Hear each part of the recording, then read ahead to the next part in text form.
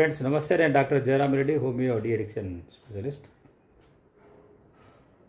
చాలామంది patients doctor చెప్పిన మాట కంపల్సరీ వింటారు, కానీ ఈ డి అడిక్షన్కి వచ్చిన వాళ్ళు మాత్రం అస్సలు డాక్టర్ చెప్పినట్టు వినరు.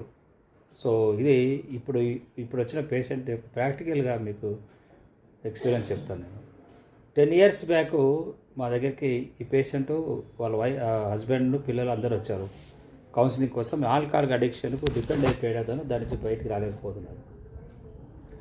దాని కౌన్సిలింగ్లో పార్ట్ ఆఫ్ కౌన్సిలింగ్ ఏదో భార్య భయపెట్టి తీసుకొచ్చింది, కానీ ఆయనకు వాడాలని లేదు, బయట వాడాలని లేదు. 10 years అలా గడిచిపోయింది. ఇప్పుడు లాస్ట్ మంత్ వచ్చారు వీళ్ళు.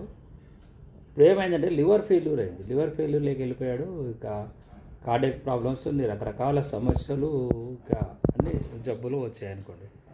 లక్షల రూపాయలు ఖర్చు అవుతుంది. సో ఇదే సమస్య.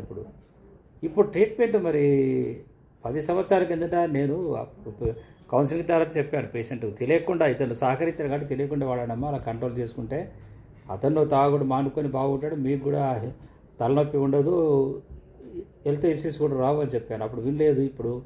ఇప్పుడు హెల్త్ ప్రాబ్లమ్స్ వచ్చే లక్షల రూపాయలు ఖర్చు అయిపోతున్నాయి.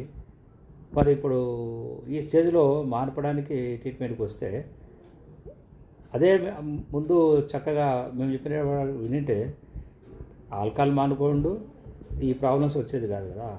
సో ఇప్పుడు ట్రీట్మెంట్కి వచ్చి చేస్తున్నారు, కంట్రోల్ చేయగలుగుతాం స్లోగా, ప్రాబ్లం కాదు. కానీ బట్ టైం పడుతుంది, టైం టేకింగ్. ఇది వరలాగా కొంత కాదు, స్లోగా కొంచెం యాక్టివ్గా స్టడీ చేసుకుంటూ మనం వెళ్ళాల్సి ఉంటుంది.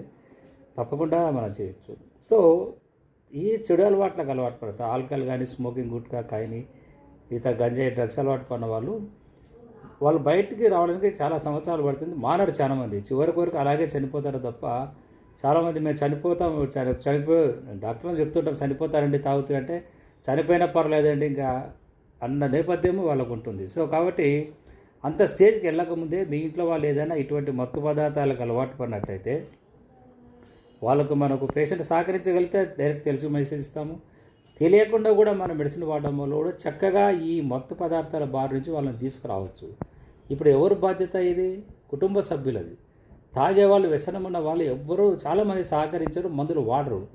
మరి ఇప్పుడు కుటుంబ సభ్యులు ఈ పేషెంట్ యొక్క పరిస్థితిని గుర్తించి మీరు జాగ్రత్త వహించి ఈ వ్యసనాలు ఎక్కువైతున్నాయి, ప్రమాదకరమైన స్టేజ్ని వరకు పోకముందే మెడిసిన్ వాడి మానిపించాలనే ఆలోచన చేయగలుగుతారు.